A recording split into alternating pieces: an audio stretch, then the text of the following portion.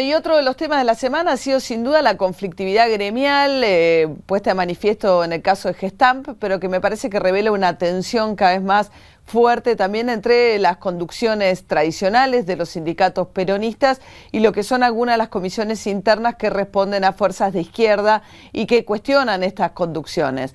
Hoy está con nosotros Cristian Castillo, diputado bonaerense del Frente Izquierda. Le agradezco que hayas venido. ¿Qué tal? Buen día. ¿Qué tal, María? ¿Cómo estás? Bueno, está pasando, ¿no? Pareciera que, después vamos puntualmente al conflicto de Gestamp, pero ayer se reunieron, ¿no?, los popes sindicales, algunos de los popes sindicales tradicionales del peronismo, y plantean que mañana va a haber una solicitada de ellos acusando a la izquierda de intrometerse en la vida gremial, generando conflictos como el de Gestamp.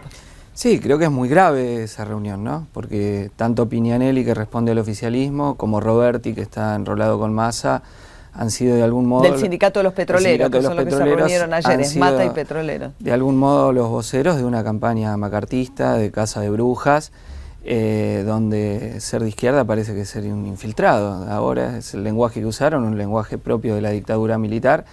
Y en los dos casos son dirigentes que han tenido conflictos en los cuales ellos han sido cómplices de los despidos. Roberti en el caso de Shell, con 9 despidos, también discriminatorios, porque eran trabajadores, algunos delegados y otros que se iban a presentar como delegados opositores, entonces se complota con la empresa y despide. ¿Eso en dónde fue ese? En Petroleros, en la planta de Docsud. ¿En Docsud? En Docsud. Y en el caso de, bueno, de Pignanelli, es obvio, y lo que pasó en Gestamp pasa en otras plantas. O sea, pero ustedes que dicen que los sindicatos peronistas, en alianza con las empresas, se complotan para echar... izquierda y lo despiden. No solo en estos sindicatos, eso pasa habitualmente en la industria, es decir, la democracia se pasa a la puerta de la fábrica y no existe, o sea, detectan a alguien un poco combativo, un poco contestatario, o sea que cuando nosotros vemos el fenómeno de comisiones internas de izquierda que llegan al liderazgo, bueno, eso tuvo que pasar por un montón de filtros antes de poder estar en ese lugar de legitimidad, porque lo habitual de los empresarios en complicidad con lo que nosotros denunciamos como la burocracia sindical es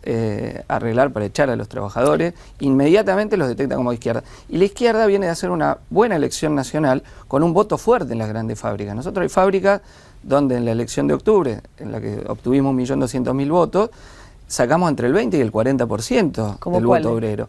Y por ejemplo en Kraft nosotros sacamos una votación muy alta de trabajadores de la propia empresa y en varias empresas grandes, donde la votación a la izquierda fue fuerte, de trabajadores que anteriormente votaban al peronismo y ahora no solo han votado delegados de izquierda, sino que han votado políticamente a la izquierda. Muchos han hecho campaña política favorable a la izquierda. Hemos tenido muchísimos candidatos de fábrica, candidatos a intendente, candidatos, bueno, y de otras empresas, a senadores, candidatos a diputados.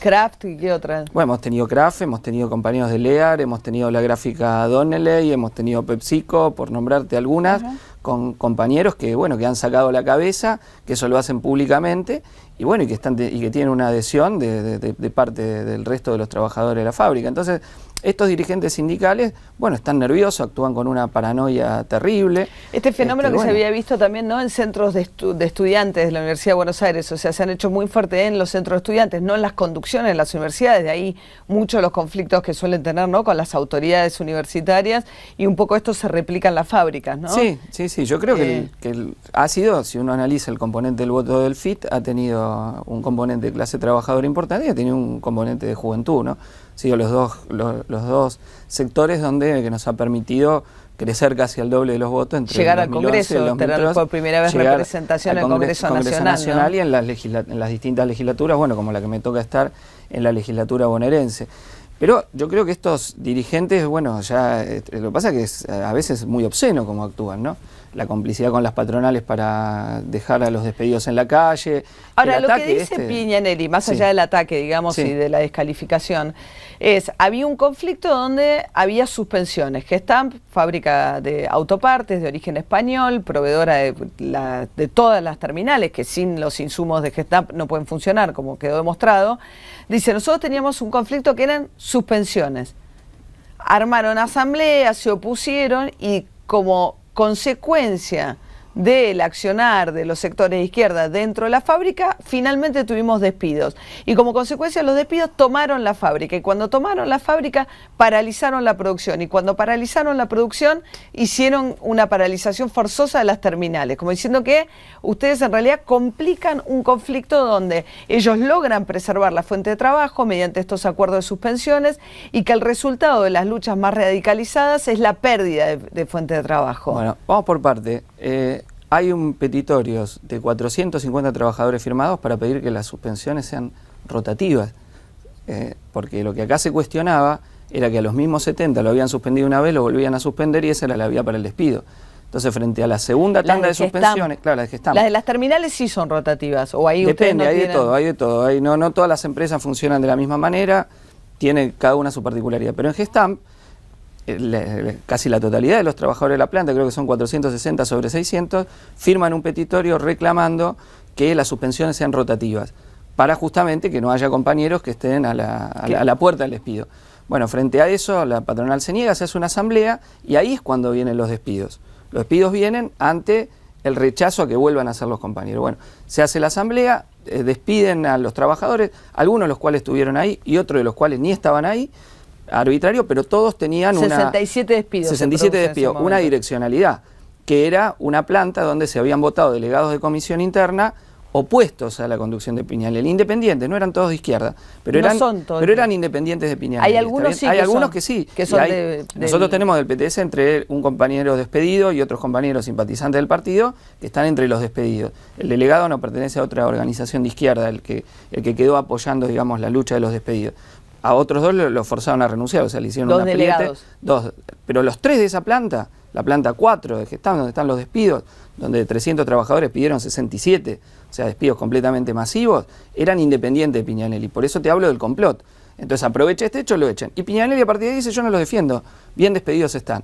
Después de varias semanas de conflicto, es que 9 de los despedidos 25 dicen... días hubo de conflicto en esta situación, de Acampo, donde había, claro, Acampe, 67 bueno, despidos. Ahí, un poquito antes, 9 trabajadores entran a la planta, suben al puente de grúa, bueno, ponen con riesgo propio de su vida, ellos se arriesgan, es una decisión de lucha que toman ellos frente a que el sindicato no los defienden, bueno, y ahí se da la paralización con los bloqueos de esta planta. Lo que pasa es que ese argumento es falaz, porque si cuando uno corta una calle, se interrumpe el tránsito, no se puede cortar una calle. Si cuando se bloquea la producción de una fábrica, como hay autopiezas, entonces no. ¿Cuál es la herramienta de defensa que tienen los trabajadores si el propio sindicato es cómplice? Entonces, la discusión es, ¿qué se tiene que aguantar quedarse en la calle? No tienen que resistir, no tienen que luchar, no tienen que preservar su puente de trabajo. Cuando esto tiene una gravedad que va más allá de esa fábrica. Pues si tenemos suspensiones masivas en la industria automotriz y pasa lo de Gestamp, el mensaje a las empresas multinacionales es que tienen la vía libre para los despidos y que el sindicato además los va a favorecer. Yo después de ver la solicitada de la empresa Gestamp, agradeciéndole al sindicato, a Scioli y a Cristina sus buenos oficios, yo ya no sé, son cosas que uno sabe, las denuncias, pero ahora, es tan transparente hubo un cortocircuito fuerte entre Cristina Kirchner y Scioli, ¿no? Cristina Kirchner el fin de semana pasado públicamente le reprochó a Scioli que no hubiese actuado. Dice, no se puede andar bien con todo el mundo.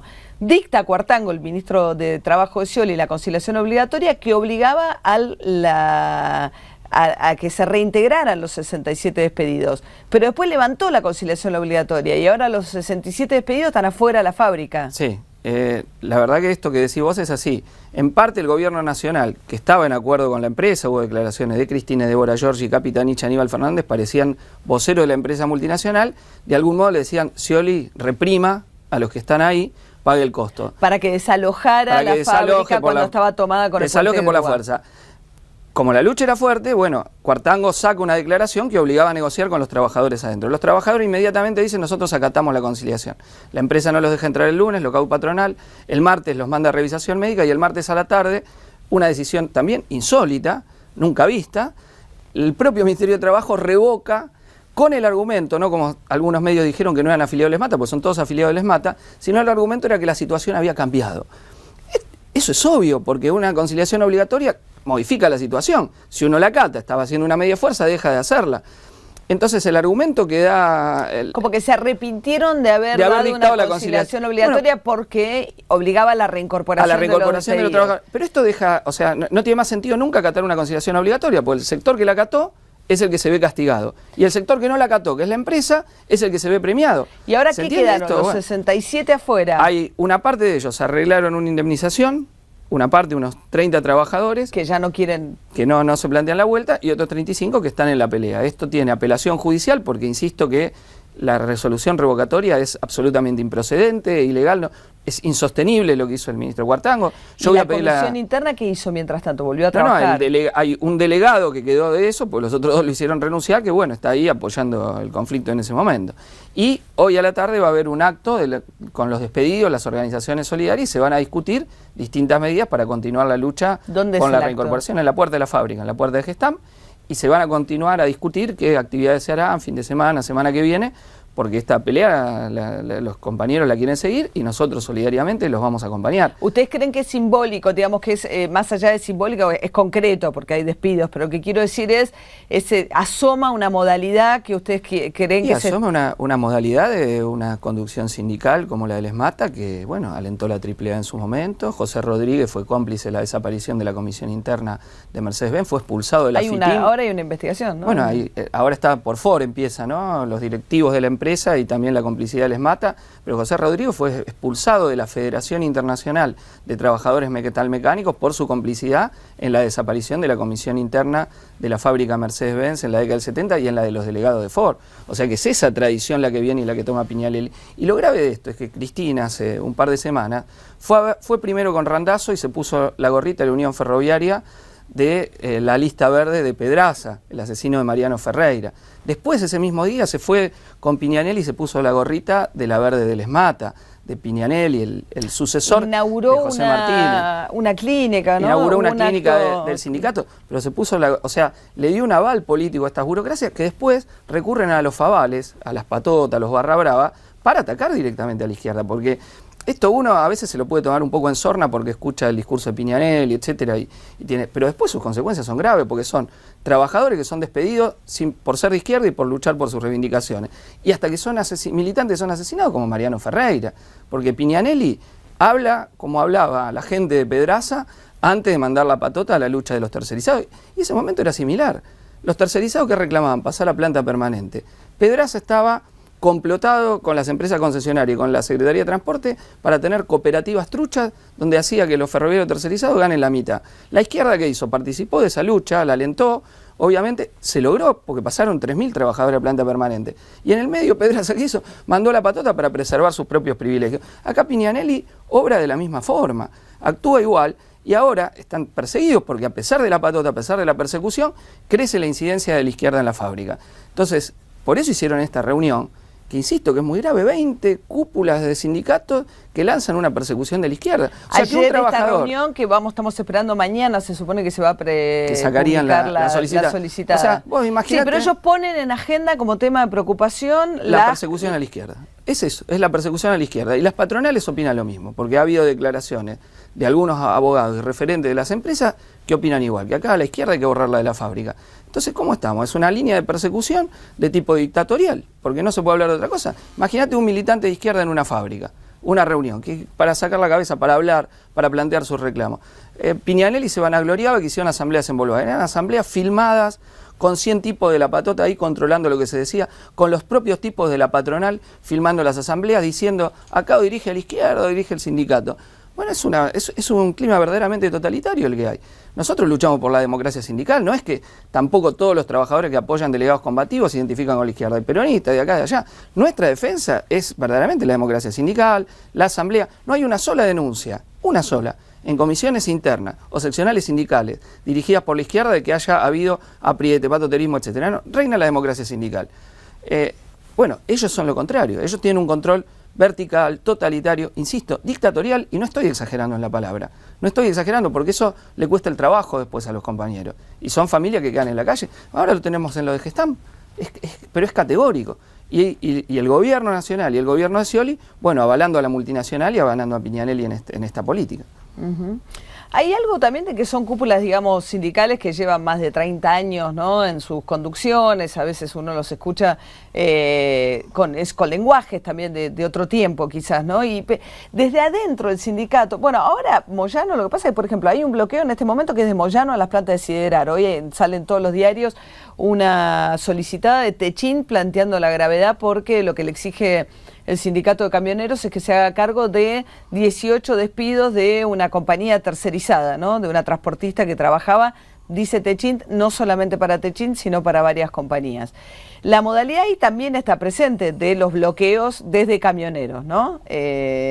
Antes el gobierno lo avalaba, ahora con Moyano en la vereda de enfrente cambia un poco. Pero el tema de Facundo Moyano, desde adentro del sindicato, el que parece plantear algo y que de hecho presentó un proyecto en el Congreso Nacional sin mucho ruido, era Facundo Moyano, diciendo, así como estamos, vamos a terminar perdiendo los sindicatos. Bueno, porque ¿no? en promedio un secretario general está 28 años y 3 meses al frente de un sindicato. Es vitalicio. En nuestro caso, que a partir del trabajo en la fábrica Sanón, recuperada en Neuquén, llegamos a tener un papel de dirección junto con compañero independiente del sindicato ceramista de Neuquén, hicimos un cambio de estatuto en el cual se estableció que nadie puede estar más de 2 periodos seguidos al frente de la comisión directiva en algún cargo y enseguida tiene que volver a trabajar, y nuestros compañeros que eran secretario general y adjunto del sindicato salieron y trabajan en planta, y que tiene que haber representación. Volvieron a trabajar. Raúl Godoy, Andrés Blanco, nuestros compañeros estuvieron en la conducción, terminan al laburo. Y además que tiene que haber representación de las minorías, porque muchos sindicatos establecen la lista única. O sea, hay dos cuestiones. Primero, se establecen condiciones a veces para poder presentar una lista imposible. El sindicato de la Unión Ferroviaria. Vos tenés que haber sido secretario general o adjunto de seccionales. Es mucho más fácil ser candidato a presidente de la Nación que ser candidato sindical. Sí. Eso después, lo dice el propio Facundo Moyano. Claro, que es parte de lo que toma en el discurso sí. el Facundo Moyano. Y después que se establece que el que gana se lleva todo. O sea, ganás 60-40, te llevas todo. Nosotros en la alimentación, sindicato de la alimentación que dirige Daer, la lista abordó, encabezada por la Comisión Interna de Kraft, de PepsiCo y de otras fábricas, sacó el 40% de los votos. No tiene representación en la comisión directiva. Tiene congresales en el Congreso de Gremio, pero no tiene representación en la comisión directiva. Y bueno, esto establece, entonces Daer tiene supuestamente el monopolio. Desde ya, en las fábricas grandes, gana la oposición a la izquierda. Bueno, los compañeros se movilizaron ayer en medio de la discusión por la paritaria, incluso reclamando el plan de lucha al sindicato. Pero es la manera totalitaria como estos sectores, privilegiados, porque Pedraza, ¿dónde vivía cuando lo fueron a detener? Puerto Madero. Puerto Madero. Vean dónde vive Piñanelli. ¿Dónde vive Piñanelli? Bueno, investíganlo. ¿Sí? No sé. Vean, o sea, viven de una forma muy diferente de la cual los afiliados. Y además otra cosa, no tienen los padecimientos en el lugar de trabajo que tienen los laburantes, porque no es que las condiciones de trabajo son bárbaras. Las condiciones de trabajo son difíciles. Hay trabajadores que después de 6, 7 años de estar en planta, bueno, quedan físicamente arruinados. Y todo eso, esa conducción sindical no lo pelea. Los tiempos de trabajo, hay una categoría que se usa, la de rotos, que se habla en la fábrica. Los compañeros que han pasado y por la tarea que hacen quedan ya sin protección. Incluso con una ley de RT que es increíble, que fue redactada directamente por la UIA, que es totalmente desfavorable para los trabajadores en las empresas. Bueno, todo esto de dirigentes que bueno, no tienen los padecimientos de los trabajadores en el lugar de trabajo. Y por eso la forma de control es una forma de la patota, el apriete, el método permanente, cuando hay conducciones que por el contrario ponen en la agenda estos reclamos de los trabajadores. Y bueno, y obvio, a las patronales resulta más fácil pasarle un sobre por abajo a un dirigente burocrático, ¿no?, que tener que lidiar con una representación genuina de los trabajadores en la fábrica. Bien, así que vuelven hoy a acompañar a trabajadores despedidos en Gestapo, insistiendo con la reincorporación de estos trabajadores. Así es, sí, vamos a plantear ese reclamo y bueno, ahí se discutirá qué medidas de acción, de plan de lucha se van a tomar, porque nos parece que sería un antecedente nefasto verdaderamente que esta persecución político-sindical quede ahí. Y además, insisto con esa cuestión, porque Piñanelli juega mucho la fuente de trabajo. Acá hay suspensiones en toda la industria. Piñanelli no hizo nada, no sacó una solicitada, no sacó una línea protestando contra las suspensiones. Y las suspensiones porque dice que les preserva el puesto de trabajo y el salario. Sí, pero ¿y si no recupera la industria automotriz? Y te pongo un paréntesis. Las suspensiones hacen que las empresas no paguen carga social. O sea que desfinancian el sistema jubilatorio, porque es el beneficio que tienen las empresas con la suspensión.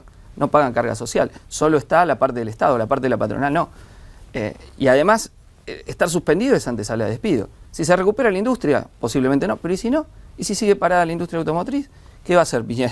¿Se entiende? Entonces, defender el puesto de trabajo de estos compañeros que lo están planteando es defender el puesto de trabajo del conjunto de los trabajadores de la industria automotriz, tanto terminales como autopartes, que hoy se ven amenazados. Muchas gracias. No, gracias a vos, María.